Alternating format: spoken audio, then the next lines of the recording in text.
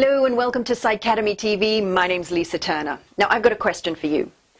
Have you had that deep spiritual yearning to have that greater connection to your spirit guides or to experience a bigger, more profound spiritual phenomena? Something that's much bigger than the mundane of the here and now. Have you had that yearning? Yeah, well, I'm going to show you not only why you have that yearning, but why that could be the most important thing that helps you connect deeper spiritually, but also how it can even help you find your life's purpose. Just that. So, I have a friend, Wendy, and Wendy disguises herself as a dog minder.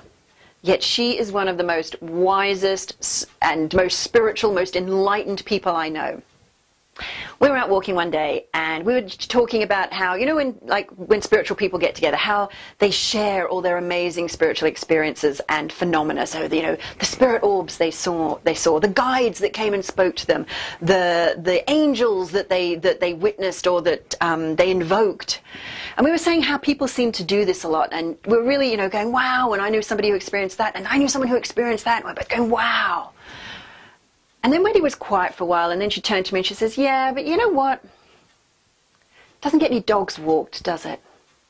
And I thought this was the most important and profound thing that anyone had ever said to me, and here's why. It's like, have you ever noticed that there are spiritual people who can have these amazing spiritual bliss experiences, and yet their lives are still somehow like in chaos and turmoil? So it's like they've got relationship problems, they're in debt, they're doing money problems, they're maybe unwell and ill, and yet they can then meditate and experience these bliss states and communicate with guides and angels. And it's like, what's going on here? Why is there this disconnect? It doesn't seem like they're connected, they're linked up. Now maybe you've heard the saying, we're a spiritual being having a physical experience. Yeah? So, like, what does that actually mean? Here's what I think it means. I think it means that we are spiritual beings, and the point of our spirituality is to create change in the physical world. Okay? Not to try and escape from it. It's like, if we're a spiritual being having a physical experience, then the point is to have the spiritual experience, not trying to escape from it all the time, through meditating more. And here's what I think true spiritual mastery is. I think true spiritual mastery comes from when you can use that spiritual skills, wisdom, knowledge, and abilities and actually create change in the physical world. Now, I'm not talking about the kind of rubber purple stone and, oh, I feel a bit better now, and, oh, no, I don't feel so good, I need to rub my lucky stone. So I'm not talking about that. That's just changing state, how you feel. I'm talking about changing the world, changing the planet, changing your life, other people's lives. So things like being able to create the future, not just predict it. Now, I don't know about you, but I think it would be pretty dumb to be able to predict the future and find you're going somewhere you really didn't want to go. Like, what if in the future, like you see yourself driving off the edge of a cliff and you think, well, you know, that's going to happen next Tuesday, so I'll just wait for that. Like, what if the whole point of knowing that was so that you could maybe choose another route? I think I won't head for the cliff, I'll head for something else. Surely that's more powerful and more empowering. Now, I'm also talking about things like spiritual experience, spiritual skills, like what if you had a spiritual technique that would enable you to make every decision in your highest good with crystal clarity and 100% certainty. No more, oh, should I, shouldn't I, you know, being at that crossroads and dithering. You would just know, okay, this route is in my highest good, not that. Imagine being able to do that.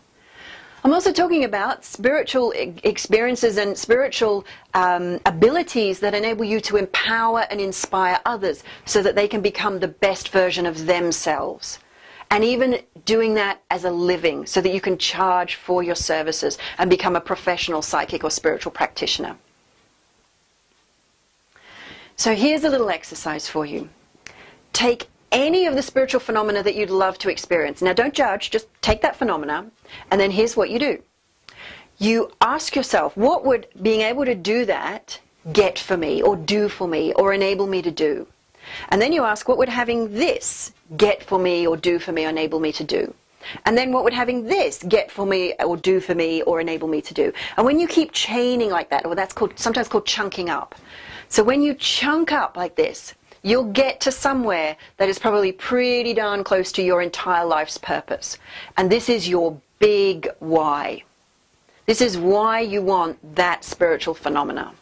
So Go and do that exercise. It should only take you a couple of minutes. And do it for every spiritual phenomena that you're desiring, that you're yearning for. And post below, what's the phenomena you'd like to experience? What's the skill you'd like to have? And what's your big why? Also, click share, click like, so other people can join in the conversation. I'll be joining in the conversation too, so post below. Bye for now.